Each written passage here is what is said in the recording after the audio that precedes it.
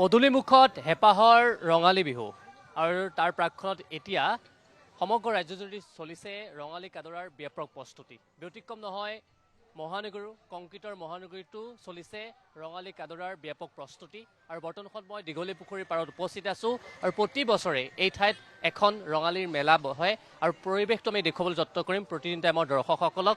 এয়া আমি পুনতে দেখুৱাইছোঁ বিভিন্ন সা সামগ্ৰী, বিশেষকৈ লাড়ু পিঠাৰ পৰা আদি কৰি গামোচা, জাপি এনেদৰে বিভিন্ন সা সামগ্ৰী যিসমূহ ৰঙালীত ব্যৱহাৰ কৰা হয়, প্ৰতিবিধ সা সামগ্ৰী বৰ্তমানত এই ঠাইত উভৈনদী হোৱা পৰিলক্ষিত হৈছে।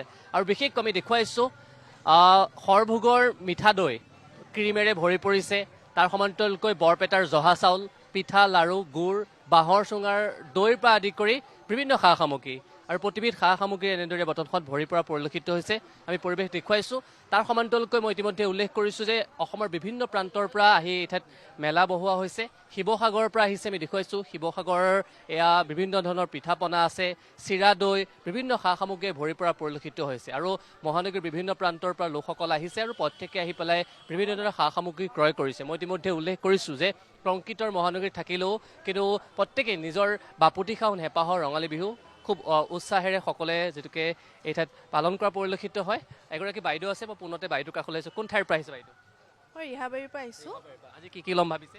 এই আহিছোঁ মাত্ৰ, অলপ কিবা চিৰা, পিঠা, লাড়ু, গামোচা এইবিলাক কিনিম আৰু। হয়, মানে কংক্ৰিটৰ মহানগৰী থাকিলেও বোলো পাহৰিব নোৱাৰি। হয়, ৰঙালী বিহু ক'ত পাহৰিব পাৰি।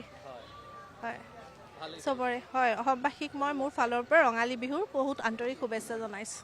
ধন্যবাদ থাকিল। এনেদৰে বিভিন্ন প্ৰান্তৰ পৰা আহিছে আৰু আছে লোকসকল, মই তেখেতসকলৰ সৈতে কথা পাতিবলৈ চেষ্টা কৰিম। আৰু প্ৰতি বছৰে যেতিয়াই ৰঙালী বিহু আহে আৰু ৰঙালী বিহুৰ প্ৰাকখনত এনেদৰেই মেলা বহা পৰিলক্ষিত হৈছে। আৰু এইখন হৈছে বৰ অসম ৰঙালী মেলা, যিখন 4 এপ্ৰিলৰ পৰা 13 এপ্ৰিললৈকে অনুষ্ঠিত হৈছে।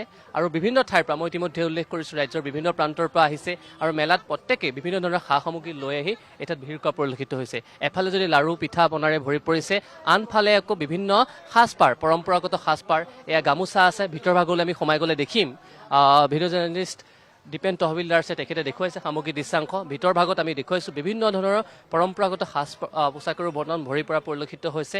আমি পৰিৱেশটো প্ৰতিদিনতে আমাৰ দৰ্শকসকলক দেখুৱাই আছোঁ। এয়া হৈছে বিভিন্ন ধৰণৰ সাজ পোছাক, বিশেষকৈ গামোচাৰ পৰা আদি কৰি বিশেষকৈ ৰঙালী বিহুত ব্যৱহাৰ কৰা সা সামগ্ৰী এনেদৰে ভৰি পৰা পৰিলক্ষিত হৈছে। বিভিন্ন চাদৰ মেখেলা আছে আৰু ৰঙালীত ব্যৱহৃত সাজ পোছাকেৰে ভৰি পৰিছে। বাইদেউৰ কাষলৈ আহিছোঁ পুনতে।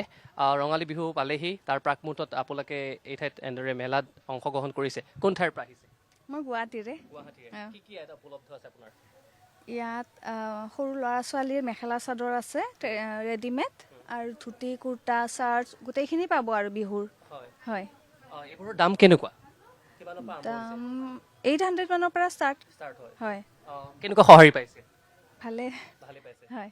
হয়, ধন্যবাদ থাকিল। আৰু আগুৱাই যাম। ইতিমধ্যে মই উল্লেখ কৰিছোঁ যে পুৱাৰ ভাগৰ পৰাই বিভিন্ন প্ৰান্তৰ পৰা আহিছে লোকসকল আৰু প্ৰত্যেকে মন পচন্দৰ সা সামগ্ৰী ক্ৰয় কৰিবৰ কাৰণে আহি এই ঠাইত ভিৰ কৰা পৰিলক্ষিত হৈছে। মই ইতিমধ্যে উল্লেখ কৰিছোঁ এয়া হৈছে পৰম্পৰাগত সাজ পোছাকৰ, তাৰ সমান্তৰালকৈ লাড়ু পিঠা পনাৰে ভৰি পৰিছে। বিশেষকৈ ৰঙালীত ব্যৱহৃত বিভিন্ন সা সামগ্ৰী, প্ৰতিবিধ সা সামগ্ৰীৰে এই ঠাইত এনেদৰে ভৰি পৰা পৰিলক্ষিত হৈছে। আৰু আছে, মই ইতিমধ্যে উল্লেখ কৰিছোঁ গ্ৰাহকসকল আহিছে, মহানগৰীৰ বিভিন্ন প্ৰান্তৰ পৰা গ্ৰাহকসকল আহি এই ঠাইত যিটোকে ভিৰ কৰা পৰিলক্ষিত হৈছে। আৰু তেখেতসকলৰ পৰাও কিছু মই কথা জানিবলৈ চেষ্টা কৰিম। আৰু তাৰ প্ৰাকমুহূৰ্তত মই এটা কথা ক'ব লাগিব যে সমাগত যিটোকে ৰঙালী বিহু পদূলিমুখত হেঁপাহৰ ৰঙালী, আৰু তাৰ প্ৰাকমুহূৰ্ততে এনেদৰে কেৱল এই ঠাইতে নহয়, মহানগৰীৰ বিভিন্ন প্ৰান্তত বিভিন্ন সা সামগ্ৰীৰে বটনখন ভৰি পৰা পৰিলক্ষিত হৈছে। আৰু যেতিয়াই ৰঙালী আহে আৰু ৰঙালীৰ প্ৰাকমুহূৰ্তত এনেদৰে মেলা বহে, তাৰ সমান্তৰালকৈ বিভিন্ন সা সামগ্ৰীৰে এনেদৰে ভৰি পৰা পৰিলক্ষিত হয়। মই বাইদেউৰ কাষলৈ আহিছোঁ। বাইদেউ কোন ঠাইৰ পৰা আহিছে? গুৱাহাটীৰে। আজি কি ল'ম ভাবিছে? চাওঁ লাড়ু পিঠা কি পাওঁ, পচন্দৰ পালে ল'ম আৰু। প্ৰতি বছৰে আহেনে? অঁ, আহোঁ। মহানগৰীত থাকিলেও কিন্তু আমাৰ বাপুতিসাহোন হেঁপাহৰ ৰঙালীক পাহৰিব নোৱাৰি। হয় দে। আমিতো ঘৰত বনাবলৈ এইবোৰ নোৱাৰে আৰু, নাই আজিকালি। ঢেঁকী চেকি ক'ত পাব আজিকালি, নাপাওঁ। কিনিয়ে খাওঁ আৰু তেনেকৈ বিহু পালন কৰোঁ। ঠিক আছে, ধন্যবাদ থাকিল। আৰু আছে, মই ইতিমধ্যে উল্লেখ কৰিছোঁ ইতিমধ্যে গ্ৰাহক বিক্ৰেতাসকল এই ঠাইত আছে আৰু মই প্ৰত্যেকক অলপ কথা পাতিবলৈ চেষ্টা কৰিছোঁ। মই দাদাৰ কাষলৈ আহিছোঁ। এই গামোচাৰ এইবোৰ মূল্য কেনেকৈ দিছে? এইবিলাক 300 টকা হ'ব এখনত। বোৱাটো 300 টকা হ'ব। লাড়ু পিঠা কেনেকুৱা? লাড়ুতে 100 টকা আৰু পিঠাটো 100 টকা। গ্ৰাহকৰ কেনেকুৱা সঁহাৰি পাইছে?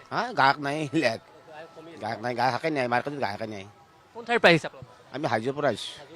প্ৰতি বছৰে আহে? প্ৰতি বছৰে আহোঁ আমি, প্ৰতি বছৰে আহোঁ।